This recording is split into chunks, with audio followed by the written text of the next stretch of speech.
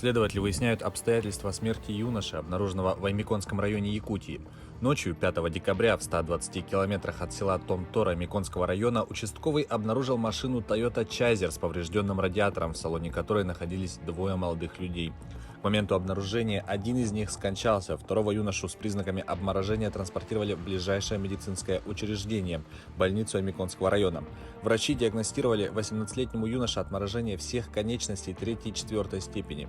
После оказания экстренной медицинской помощи пострадавшего в сопровождении медиков направили в Уснеру. По сообщению МВД, юноши ехали по заброшенной трассе. Установлено, что молодые люди следовали из Якутска в Магадан. По предварительным данным, в ночное время в условиях низкой температуры наружного воздуха около минус 50 градусов Цельсия молодые люди сбились с пути. В настоящее время устанавливаются обстоятельства произошедшего. Для установления причины смерти молодого человека будет проведена судебно-медицинская экспертиза. Житель Сунтарского района подозревается в причинении вреда здоровью своему зятю. Сотрудники районной больницы сообщили в полицию, что к ним доставлен мужчина с огнестрельным ранением. К произошедшему оказался причастен 63-летний тесть потерпевшего. Пенсионер проживает вместе со своей дочерью и зятем. Молодая семья планировала съехать в собственный дом, строительством которого и должен был заниматься зять. Однако стройка затягивалась, потому что мужчина распивал спиртное вместо того, чтобы работать. В очередной раз, застав зятя пьяным, пенсионер разозлился. Между мужчинами произошел конфликт, в результате которого тесть выстрелил в потерпевшего и ранил его в бедро. В ходе обыска полицейскими обнаружено и изъято незарегистрированное ружье ТОС-36 16 калибра.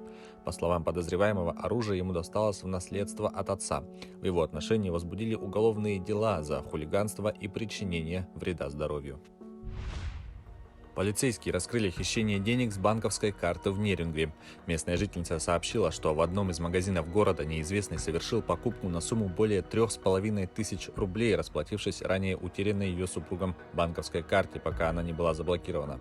Подозреваемым оказался 34-летний житель Нерюнгри. Выяснилось, что он нашел банковскую карту в такси. Поскольку он как раз направлялся к другу для совместного распития спиртных напитков, то решил приобрести заодно и алкоголь, расплатившись найденной картой, оснащенной функцией бесконтактной оплаты. В его отношении возбуждено уголовное дело, теперь ему грозит лишение свободы на срок до 6 лет. По меньшей мере 16 человек погибли в результате дорожно-транспортного происшествия в штате Минас-Жерайс на востоке Бразилии.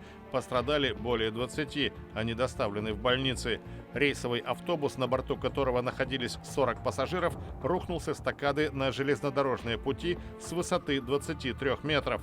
Катастрофа произошла неподалеку от города Жоау-Моливальде на виадуке, известном как Кривой мост.